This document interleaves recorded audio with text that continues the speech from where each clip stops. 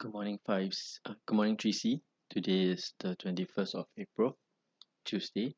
Okay, so for today, for science, we'll be going through yesterday's activity 5.4, is it waterproof?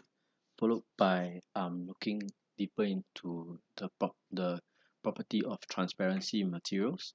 And then after that, for your homework today, we'll be doing activity 5.5, which is the right choice, basically relating the properties of material to their users.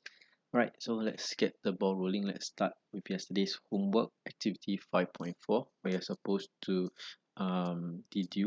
infer from the results in the video whether the material is waterproof or not waterproof. Right, so let's start.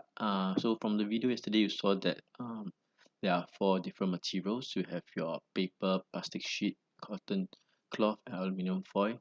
Each of them we drop around 5 drops of water on it, and then after that we lift it up to see whether the other side of the material or the other side basically is dry or is it wet. Okay, so what happens is you probably have got the results, or probably the video has already told you the results as well. So this part is pretty simple. um so let's start. So for a paper, when I drop a few drops of water onto it, what happens is that we know that paper is not waterproof. So paper actually absorbs the water. So the drop of water is actually absorbed. And of course, when the water is absorbed, the other side of the paper will be wet. So this is quite straightforward, quite common sense also. Plastic sheet, we know that it is waterproof. It will not absorb the water, so so the droplet of water is not absorbed. And when we lift it up, the other side of the plastic sheet remains dry because it doesn't absorb the water.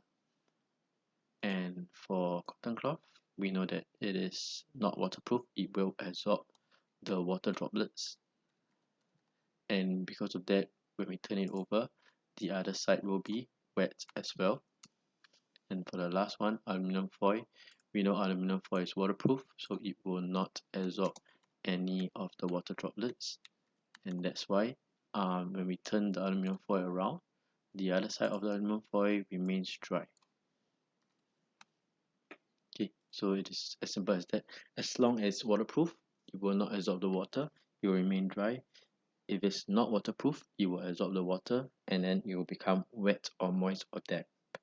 Alright, so this is quite straightforward. So let's go to the next part. Right, so now we want to classify the objects. Okay, so sometimes you have to read the question properly. Is it classify the material or the object? If we talk about classification of materials, it will be metal, glass, fabric, plastic, rubber, wood, that sort of thing. But now we are classifying the objects, so you have to list the objects instead of listing the materials only. Alright, so let's look at the waterproof objects. We know we have our plastic sheet, and then our aluminum foil. Okay, so both our plastic sheet and aluminum foil is waterproof. That's why they don't absorb water. That's why they remain dry on the other side. Not waterproof will be my paper as well as my cotton cloth. Okay, because these two are not waterproof, they do absorb the water. The other side will be wet. So the keyword here is if something is waterproof. If something is waterproof, it does not absorb water. And if something is not waterproof, it will absorb water. Okay, so it's a very simple experiment about waterproof. Actually, it's something that we all know before we even study science. In our daily lives, we do that. We know that to wipe something up, to wipe, for example, if I spill a water bottle, to wipe the water on the floor, I use a towel because the towel can absorb water. That's why the towel is not waterproof. Okay, so this is the homework for yesterday.